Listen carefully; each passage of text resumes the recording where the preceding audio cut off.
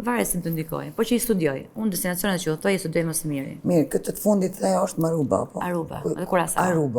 Aruba dhe Curaçao, po. Ku gjendet? Ishte të Holandës dhe janë shumë të bukur për të vizituar. Janë pjesë Karaibe. Më thënë, unë e kam bërë nga Amsterdam, Aruba, linja ajrore, dhe rejtë kam ngellë shumë e kënaqur, mbreslense shumë për ishullin që zgjodha dhe për ditëlindjen që kalova. Më kanë mbresa shumë pozitive. Me kënd e festove ditëlindjen? Kam qenë vetëm, në Aruba kam qenë vetëm, po kam pritur shumë urime. Në Aruba mua nuk mund të më ndjek askush aq larg, kështu që për këtë gjë isha e bindur dhe do ta bëja të hap vetëm, isha para përgatitur. Por që vlerësoj urimet që më vinë unë i vlerësoj shumë.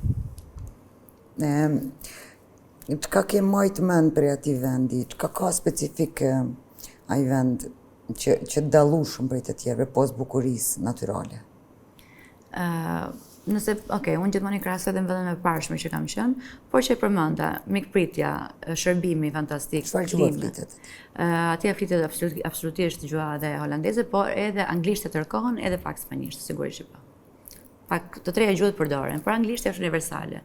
Anglisht përdoret në beach baret, përdoret në hotele, në komunikimet masive që ti ke me turistën, me turistin, besoj se anglisht është gjuha më kryesore. A ke njoftu njerëz të vendit atje, a ke mujtë më mësu diçka për kulturën, diçka për mënyrën e jetesës tyne?